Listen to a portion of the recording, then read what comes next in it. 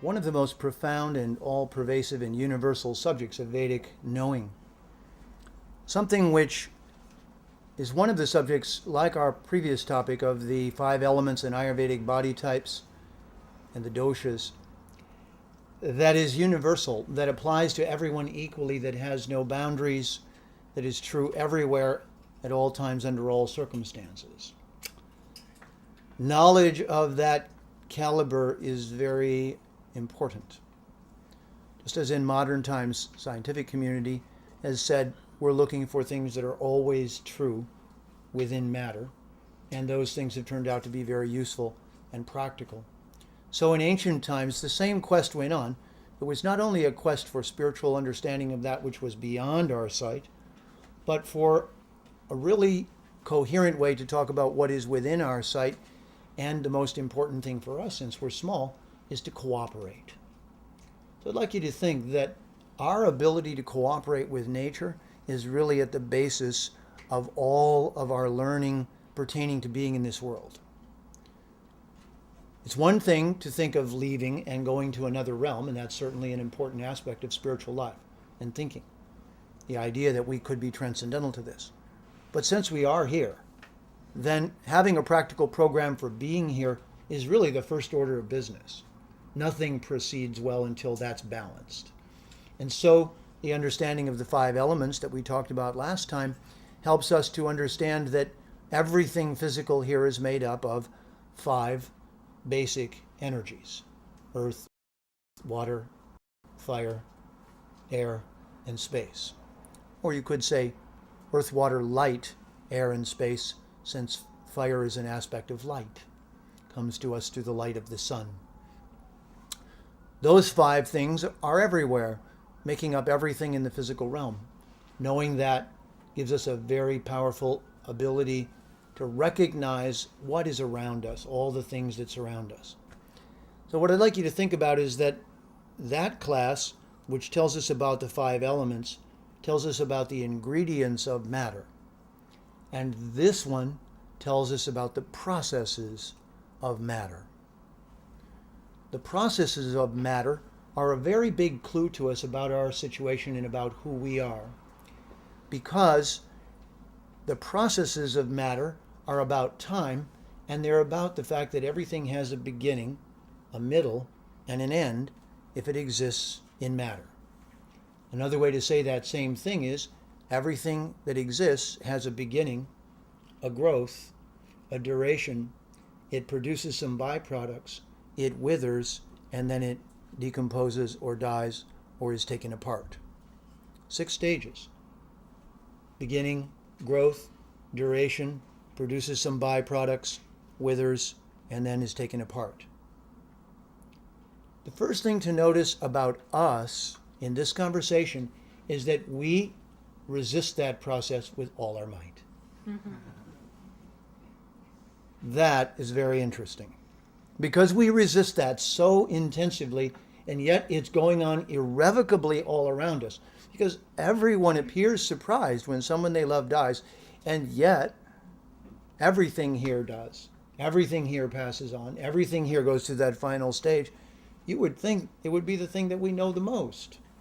You would think it would be the thing that we're the most aware of, since it's the most obvious. In fact, this is a great question that was once asked of a king, Arjuna's brother Yudhisthira. And they were all sitting in court, and in those days the monarchs were privileged to travel with an escort.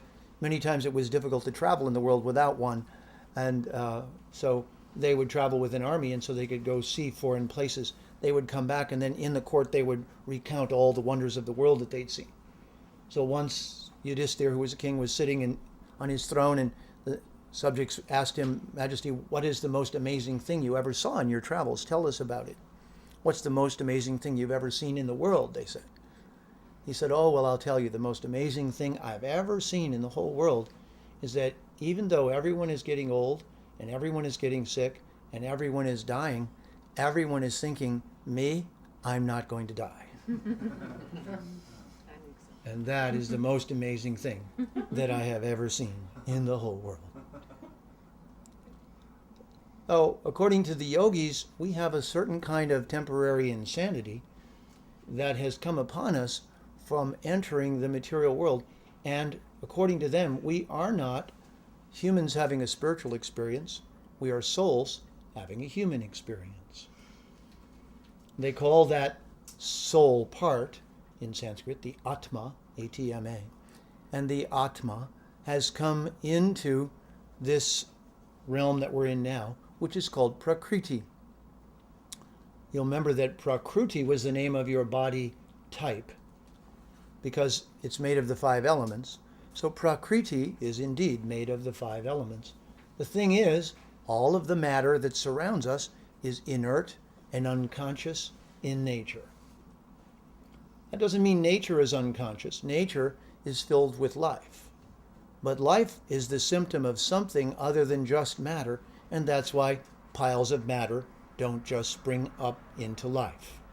So far, there is no successful scientific experiment to show that. My favorite quote is Harlow Shapley, Professor Emeritus, PhD of Astronomy, 30 years tenure at the Harvard Observatory. And quoting him, he said in the beginning there was carbon, hydrogen, oxygen, water, and a little lightning would have been enough to get us started. Thank you very much, Harlow. The only problem is that's a theological speculation or a religious speculation. It's not science. Science has never done that with a test tube in the laboratory. Point being that the matter surrounding us is unconscious and we are conscious, and we're wrestling with or struggling with this because we basically don't want to go unconscious. And dying is just getting out of control and going unconscious in relation to your body. So, in Sanskrit, the simple term for the matter that we're surrounded by is gu, G-U. It probably gave rise in English to our various words goo, G-O-O, gum, G-U-M, that sticky stuff that we chew, and a variety of other g words like gunk and gorp. All kinds of g that we are caught in that gum up the works. So if you think of the goo as a kind of sticky substance that is all over us, then we are what I like to call chakra-covered atmas.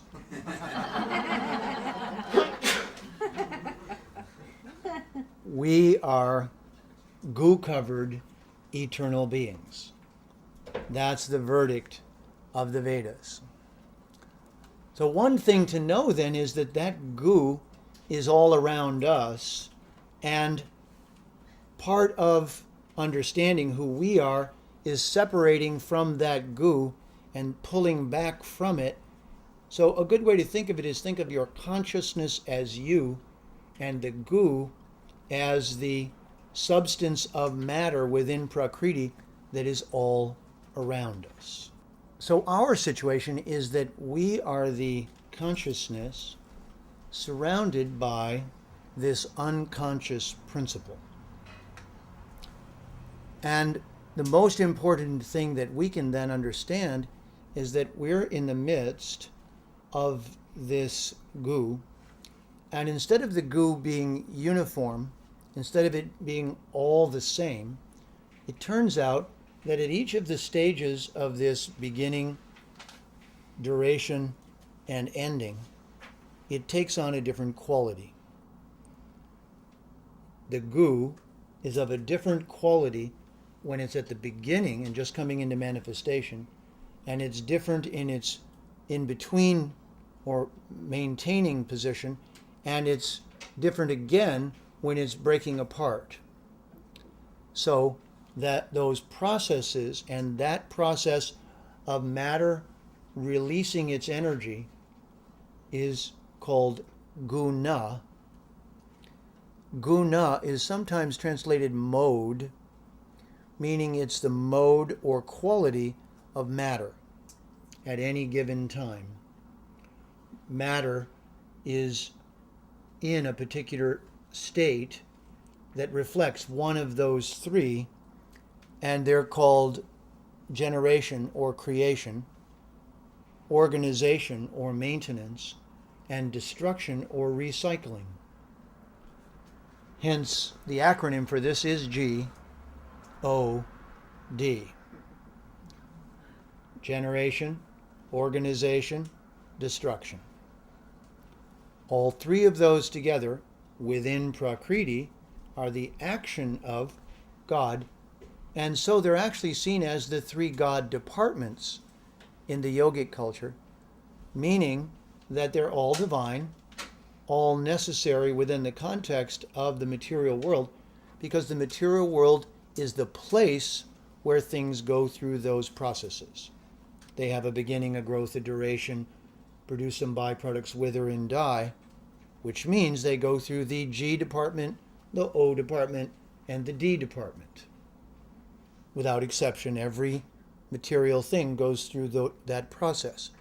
Another way to say it is, in the first stage, it has energy compacted into it when it's created. Then that energy lasts for a certain period of time, and then eventually it starts to break down, and then it breaks down irrevocably, and then it's recycled.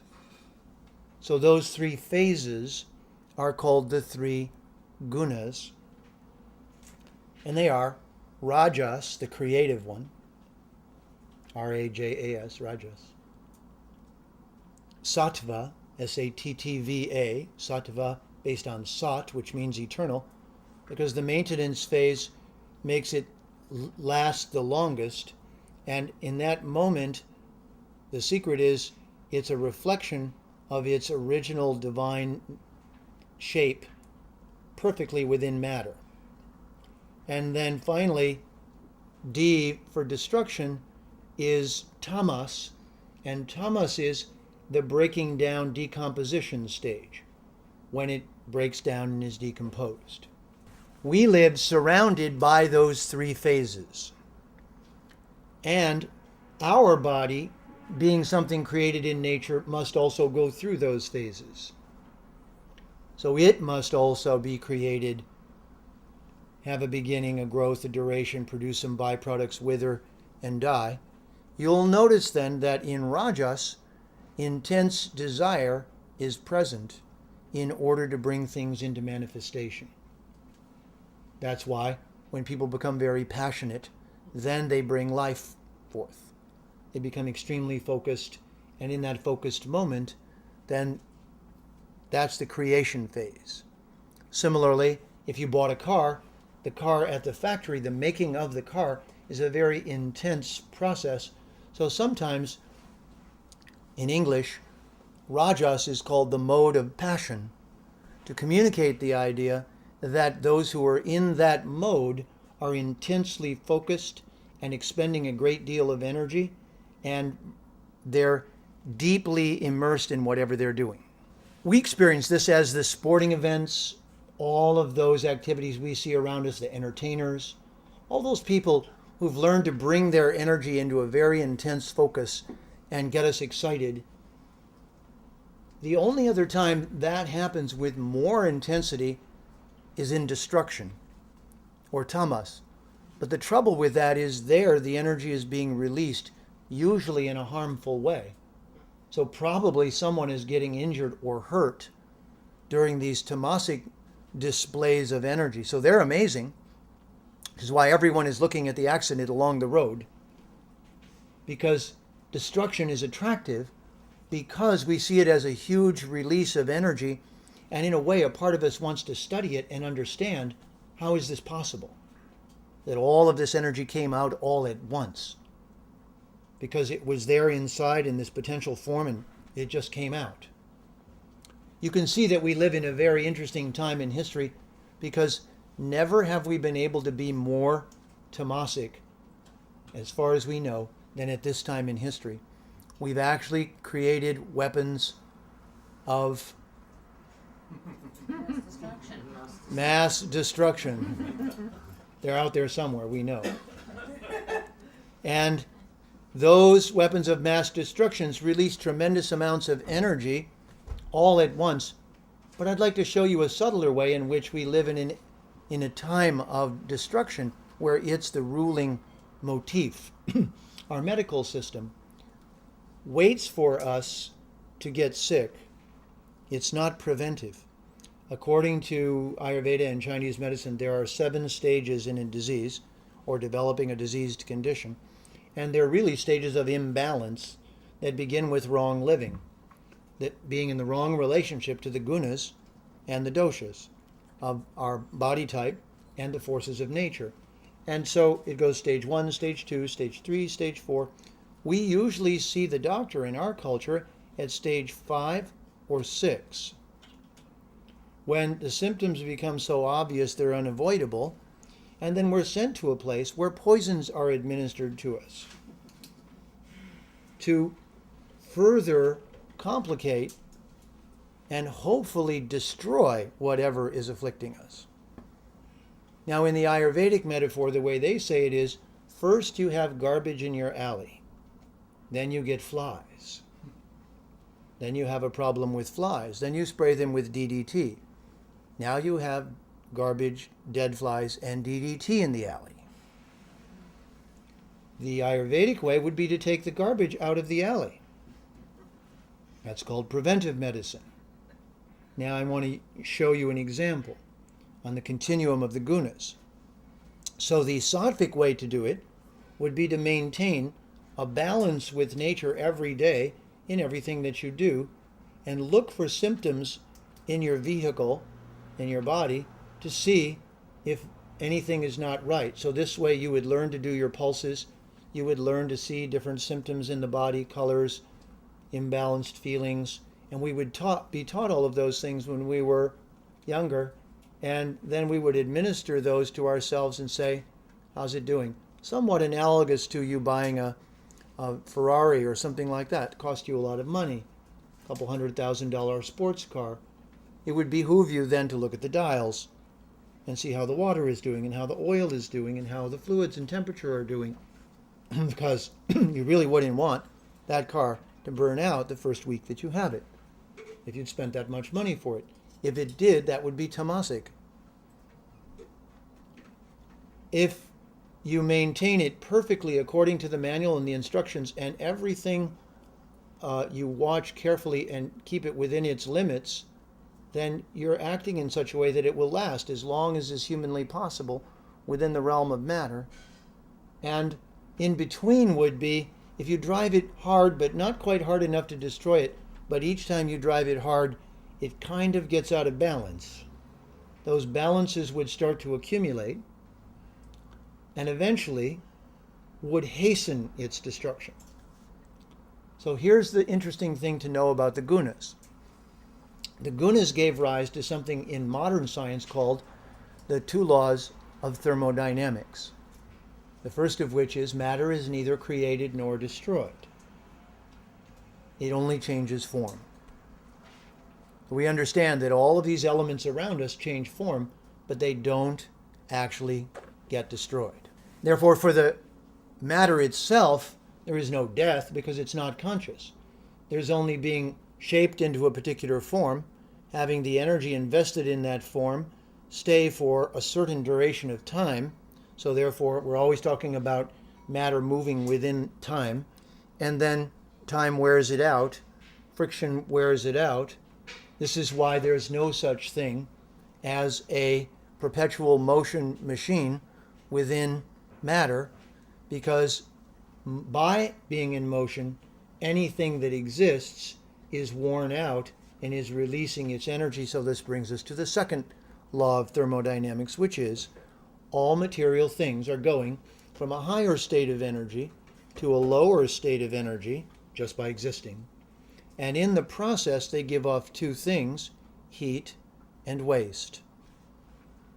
Another way to say this is everything once built is Saatvik, except depending upon how you use it, it starts to wear out, and when it wears out, it gives off heat, which is Rajasic, and waste, which is Tamasic.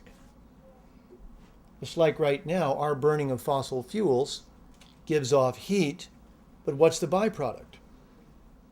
The byproduct is there's a ratio that actually exists between how much heat you take out of nature and how much waste is produced. There's an irrevocable ratio in each thing.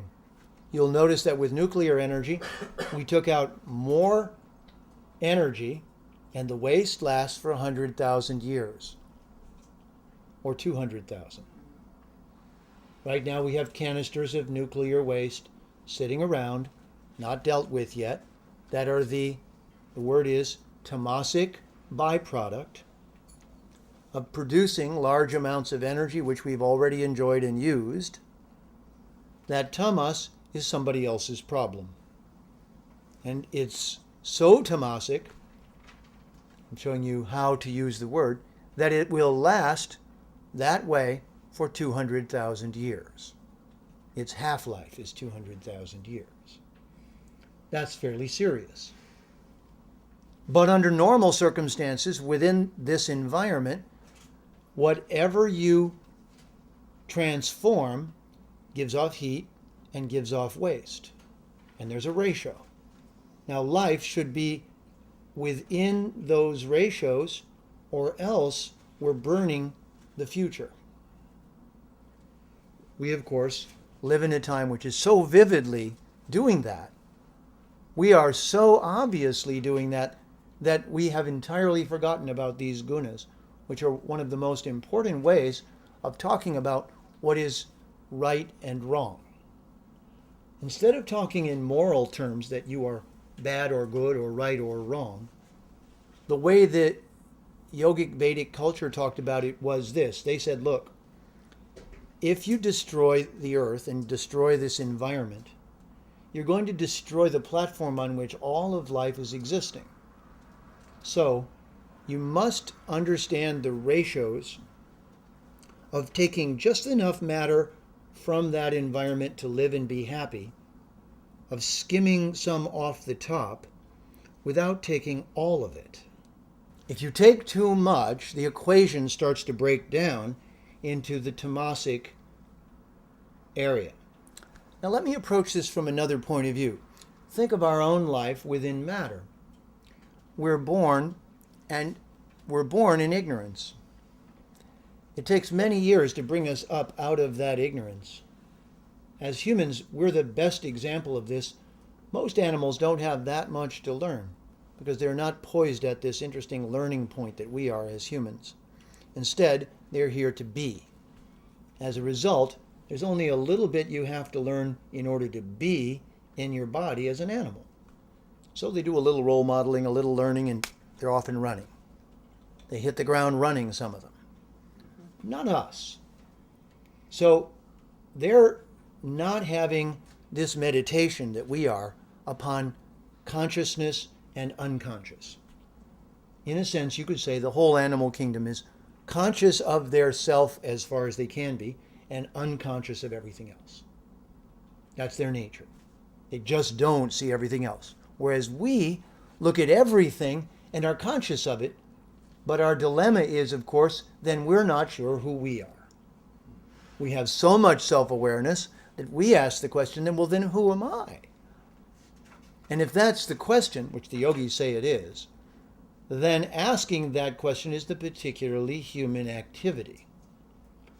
But in the context of the gunas, who we are, is we start out ignorant and unconscious, and we're entirely beholden to the people who give us all of the information that we receive on how to live and what is what.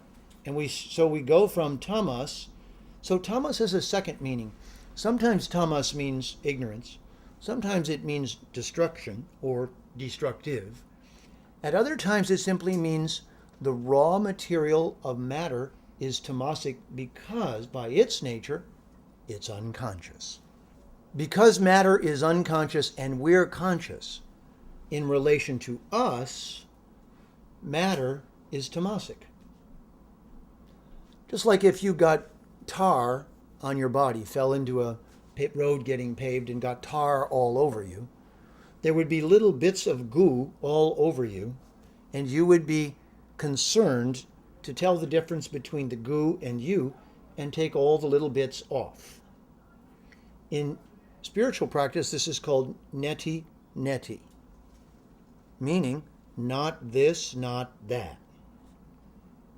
If you got nitpicking, which you would have to if you really get into this, about the difference between the conscious and the unconscious, you would look at your consciousness and ask, how covered over with matter is my consciousness? Who do I think I am? If you think you're the body, then according to this thinking, you're the most tamasic. If you think you're the mind, you're Rajasic. And if you think you're the consciousness, you're Saatvik. Another way to think of this is think of tamasic as lead, Rajasic as silver, and Saatvik as gold. Humans are here to go for the gold. Now, do we go all of a sudden, all at once, a big rush for the gold? Not usually. Normally, we spend a certain amount of time at each stage being that stage. In fact, according to the greater view of the Vedic culture, all the animals are just like us. They're just souls like us. They're actually in a more tamasic stage. You could say they're in kindergarten, first grade, second grade, third grade, fourth grade. They're just like us. Therefore, we're supposed to have a very loving, very honoring attitude toward all life. See them all as going through the same process we are, but see them the way we would see kindergartners, as someone not to exploit, but someone to work cooperatively with. I once heard it said that imagine what it would be like if you had a mentally retarded brother or sister, and your parents went away for the weekend, and while they were gone, you decided to cook and eat your brother. The reason is because they didn't leave enough groceries, number one. And number two, you were hungry, and after all, he's retarded. How would your parents feel when they came home? Would they be happy? Now let's say they left you a refrigerator full of food, and you did that. Makes it even worse, because why in the world would you do that when there was a refrigerator full of food? Now, this is related to the Gunas in this way. There's one way that you can get food. You can take your brothers, the animals, and let them just eat grass and just sit around and do nothing and wait. And after a while, they'll get big and fat, and then you can just kill them and eat them. Or you can take a little extra effort and plow the field and plant the fruit and plant the grains and cultivate the earth and get all the fruit from it. So the most Saatvik thing that we can do in relationship to food is to cause the least harm, because we're actually causing the least destruction within the larger system. In other words, there's a pathway. I'll give you a name for this. Imagine that one is slaughtering the cow and one is milking the cow. Milking the cow is skimming a little bit of milk off each day, a little bit of butter off each day, a little bit of cheese off each day, but you don't kill the cow. It's the goose with the golden egg. If you're good to the goose and feed the goose and take nice care of the goose lays a golden egg every day. If you think that the golden eggs are inside the goose, then you'll kill the goose to get at the golden eggs. But when you do, you find out that you don't make a golden egg every day. Sattva is any process by which the gold is made every day, but it's always made in smaller quantities, so it's less dramatic. Rajas makes it look like, aha, we have a winner, congratulations. Somebody just won this much, you could be next. And as a result, everyone gets very excited and they think, wow, I could be next. I could get the jackpot. If you run people by jackpot consciousness, the more steeply you do that, the more it goes past Rajas. So in Rajas, it would be, I could work very hard. And then in Tamas, it would be, I don't have to work, I just have to win a big pot.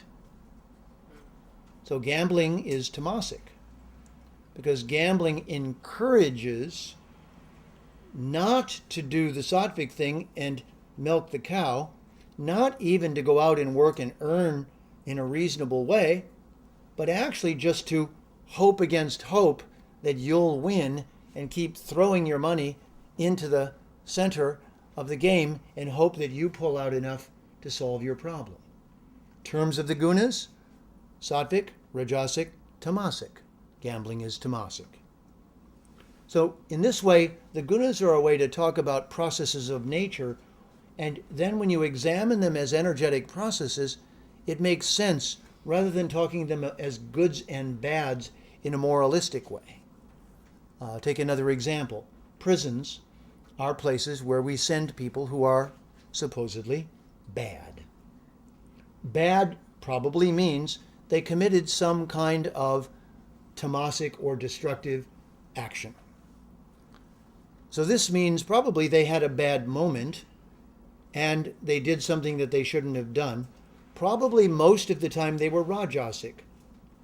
Think that Rajasic means selfish, Saatvik means thinking of the good of all, and Tamasic means destructive. Our nature as human beings actually begins with us being Tamasic, which means when we're ignorant, we accidentally break things. It's almost the case for all children that they lose, break, destroy, somehow mangle the things of their family while they're growing up. Almost without exception. Not maliciously either. Which is why tamas doesn't necessarily mean malice. It could. In a worst scenario, someone would be at a stage where they should be Saatvik, or Rajasic at least, but they're instead absolutely malicious and destructive. This also means that the consciousness can choose to be one of these gunas and identify with it and align itself as a conscious choice. So we can go through unconsciously being tamasic, which we all did when we were born, and then gradually we work our way up from tamasic to Rajasic to Saatvik. I'll give you another example. In this example, it's our sexuality. Our tamasic sexuality would be with anyone, anytime, any place, whenever I feel like it. If you live in a farm, the animals, when they're in season, when it's their time to mate with whoever they want, whenever they want, under any circumstances. There's no consideration whatsoever. If we do that as humans, that's the most tamasic way that we could use our energy of reproduction. A more conscious way would be to get married. So marriage is converting tamas to rajas.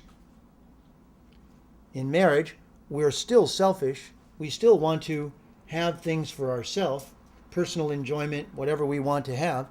We still want to have pleasure, but we've now restricted ourselves so that we're not just doing anything, we're doing a specific thing, but we're cultivating it. So in rajas, there's always this sense of focus and cultivation.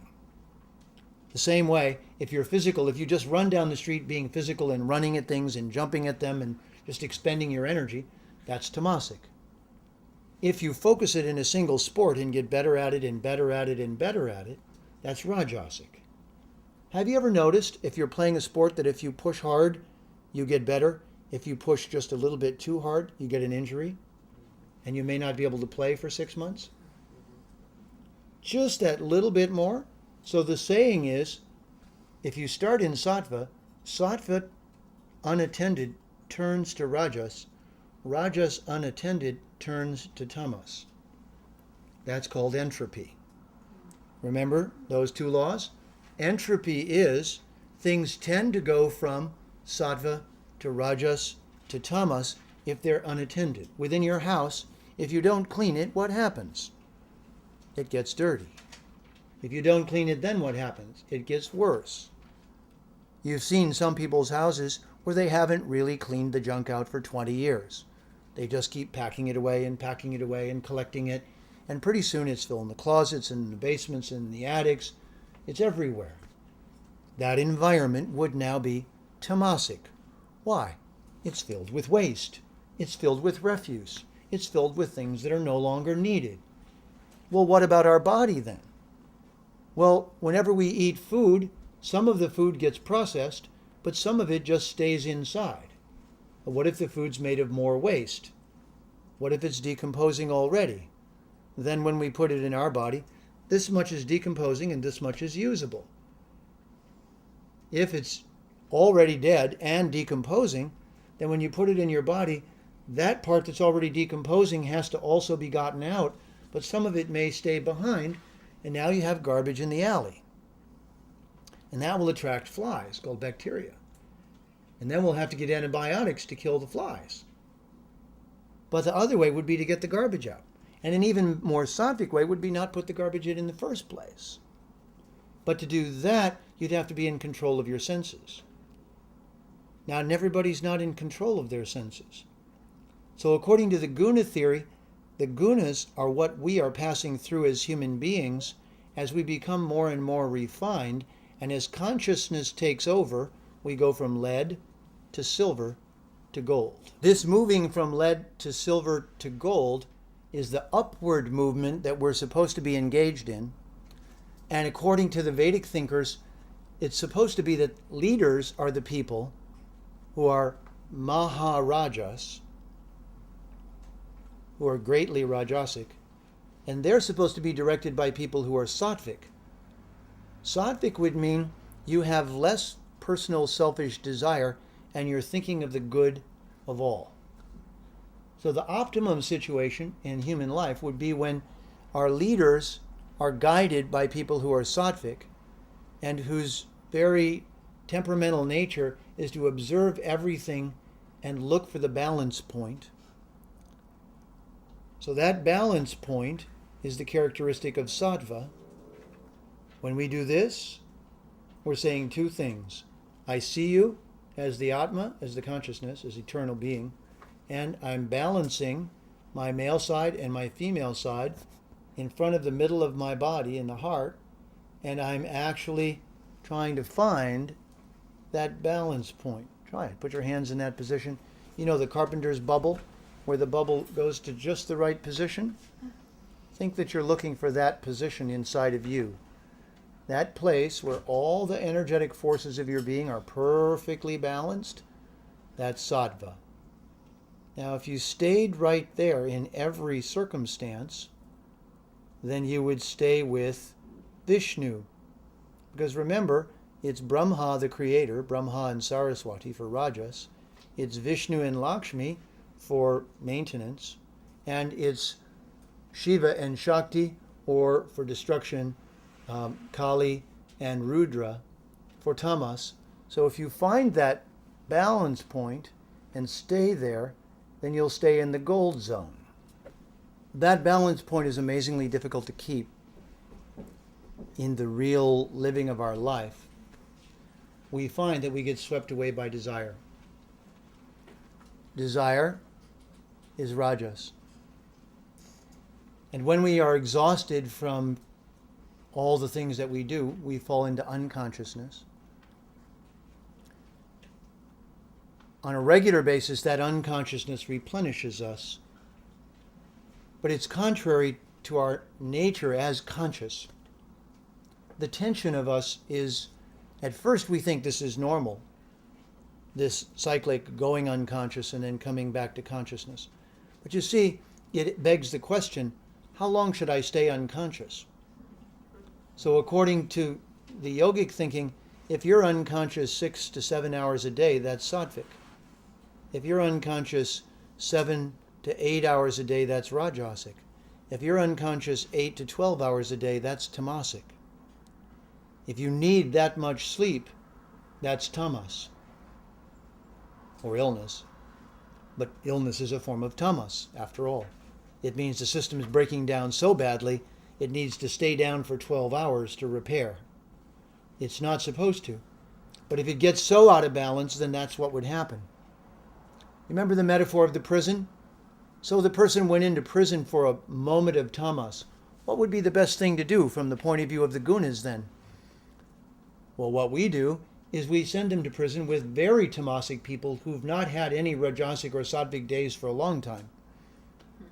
We send them into a small place with the most tamasic people, and therefore if they go in with some Rajas and Sattva and they had a tamasic day, they're now going to spend years and years and years in a tamasic situation being made tamasic. So now here's the rule of the gunas. The rule of the gunas is whatever you associate with, you become like. This is the punchline. This is the most important thing to understand from this, that it's not just theory, but in fact, it's practice. That everything has a guna, and whatever you associate with, you're going to tend to become like. So the saying is, association is like a crystal stone. If you put a crystal next to something, it reflects the nature of the thing that it's next to. Consciousness is originally pure. So whatever you put consciousness next to, it starts taking on those qualities. And we are the consciousness. So if we go associate with tamasic individuals who have tamasic and destructive desires, we'll start to take that on.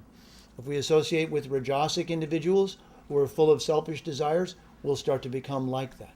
And if we associate with people who are balanced and want to find that balance point and live in harmony and balance their desires against the outcome and find that just right amount to take out at any situation and cause the least amount of harm, which in Sanskrit is called ahimsa, the least harm.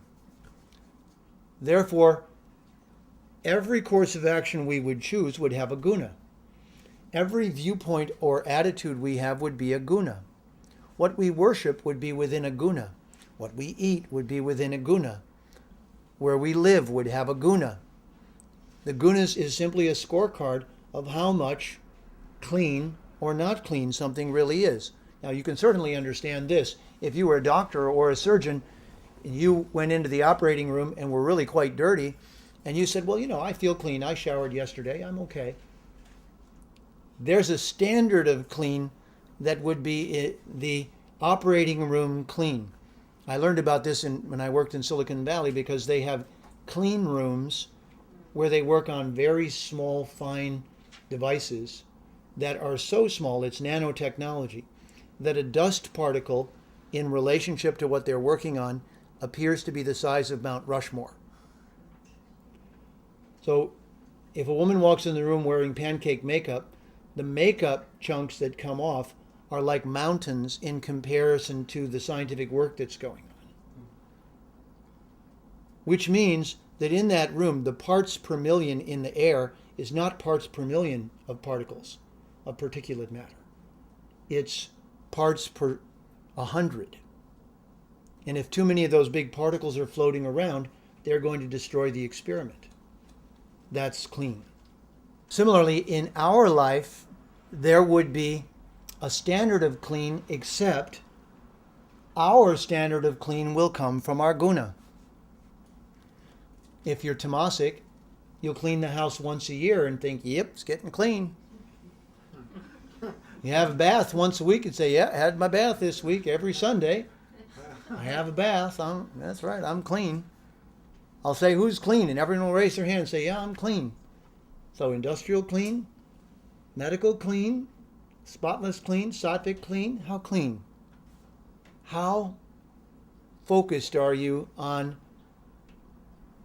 non-injury in your environment? Now, as they're saying now, how big is your footprint, your energy or your living footprint? Now, this raises another question. I personally think that everything that we buy should come with a price tag, but the price tag should be the real price tag. It should be what really happened in order for this product to come into being. Some products would come with a small manual of all the events that happened and of all the destruction that happened and of how many trees went down and of how much fuel went down and of how much total cost and human suffering went down and of how many people worked in sweatshops and didn't have a life. And if you read the booklet and then decided whether I need that set of skis or whether I need this thing or that thing, then you would be Saatvik. If you're Rajasic, you would say, but I want the thing. And if you were Tamasic, you would say, who cares? Who cares? In the most ignorance, you really don't care about the human price. These gunas are a statement then about us and how we live. As you can see, interestingly enough, nature in its pure form, Prakriti, is actually tamasic in one sense, in that it's in its raw form, but it's actually Saatvik in another sense, in that it will take care of itself and be self-sustaining if it's just managed a little bit. The indigenous cultures all knew this. They did controlled burns in the forest. They knew just when to have a controlled burn so that it didn't injure the trees. And if you just burned off a little bit of underbrush before it got to be too much, then it didn't injure the tree. If you did it right at that point, then the forest would be cleared, the ashes would feed the trees and the other plants, and everything would be just perfect. So if your observation was right, you could just control that much, take that much off, milk that much energy off. I'll give you another example. Our concept of usury, of charging too much interest, of taking too much money from a transaction, came from agriculture, where if you loaned money to a farmer to grow their crops, there's only so much yield you can get out of any field. And if you loan someone more money than they can possibly get yield and charge them a higher interest rate, then the interest rate's going to eat all their yield, and then they're going to owe you still. That means you just made them your slave. You just gave them a credit card, let them get in debt, and then charge them more interest than they can earn each week on average. And now that accumulating debt makes their total bigger, and then essentially they're sucking energy from you. So they give you some energy and say, want some energy? Need some? Okay, use it. And now, in order not to get pulled under by that, you actually have to make this much money, but minimum wage is this much. The likelihood you're making this is small, and so you keep getting sucked under in the undertow. The undertow is tamas. Gambling is tamas. Killing too much to get your food is tamas.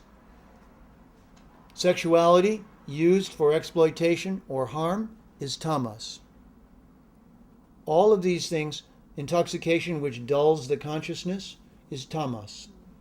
Maintaining your consciousness and being joyful through manufacturing the right state of consciousness.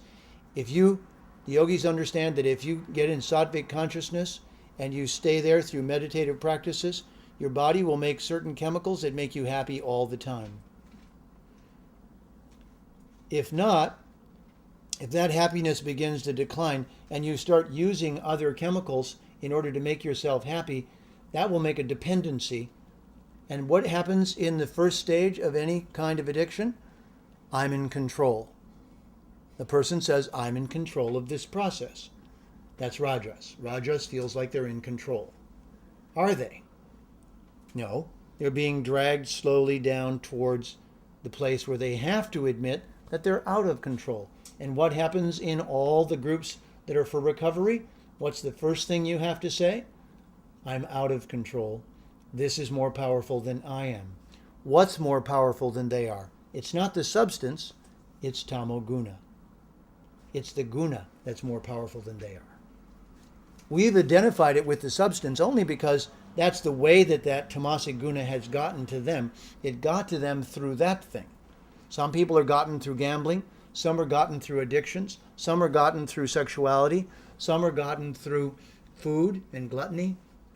There's different ways that your energy can be degraded from balanced consciousness or sattva and brought down to the next level down to selfish consciousness with too much waste, which gradually sinks. Here's another way to understand the same thing. If you want something very much and you get it, what happens? You want something else or some more. So, what happens if you don't get it? What if you want something really, really a lot and you don't get it? Then you get angry and frustrated. Anger and frustration comes from not being satisfied, and greed comes from being satisfied. So Rajas is increased by Rajas being successful, and Tamas is increased by Rajas not being successful. If Rajas increases too much, then what happens is the person becomes too self-absorbed and they start to go downward. If you move upward from Tamas to Rajas, then when you get to the stage of Rajas, you can refine yourself and move upward to Sattva. But think of our surroundings right now. How much of what's on television is Saatvik? How much of it is Rajasic? How much of it is Tamasic? How much of it has changed over the last years? What's been the trend? Now you have a language for talking about these gunas. Now, one more thing that you should know is that this gu word has also given rise to another word, guru. Guru, the ru in guru, ru means who removes it. So guru is supposed to be gu remover. Like that goo off that you get when you have sticky stuff. The sticky stuff on us is supposed to be removed by receiving knowledge of who we really are. If we really are the consciousness, then we're supposed to live within matter in such a way that we don't get completely covered over by it, so that its tamasic element doesn't cover us. We're supposed to work with its rajasic element carefully so that it doesn't overwhelm us, and we're supposed to have a preponderance of the Saatvik element. If we don't, and those ratios get wrong, then it's the ratios of the gunas that cause all the trouble. In nature, we're surrounded by gunas. In society, we're surrounded by gunas. In our life, we're surrounded by gunas. And within ourself, we have periodic bursts of a particular guna. In astrological analysis, we see that as the planets change in their relation to your birth chart, different gunas are unleashed within you. Now, I want to give you one last metaphor. Think of alchemy, that the alchemists wanted to change lead into gold. It's so. Our lead consciousness is us at our worst, most like our animal brethren, the least awakened to our true potential as eternal beings, the most connected to the unconscious, and we're continually being plunged back into that unconscious. Then, as we progress through the alchemical process, we have to be put under pressure. That pressure is called tapasya. It means you have to have a teacher and have a process and be subjected to some restriction, and you have to restrict the energy to a particular activity. That restricted activity is the Raja stage. Eventually, the consciousness becomes so clear that the actual desire of the person is to harmonize with nature around them. And in that condition, the matter becomes the most transparent. And in that transparent condition, the golden nature of our consciousness shines through and colors the matter. The comparison is, if you take a piece of iron and stick it in a fire, at first it's like iron, then it heats up, then it becomes red hot, then white hot, and then it becomes like fire.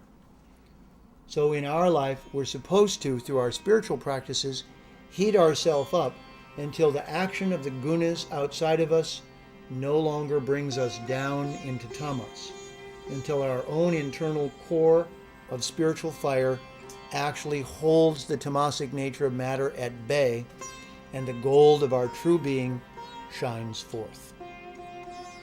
Thank you very much.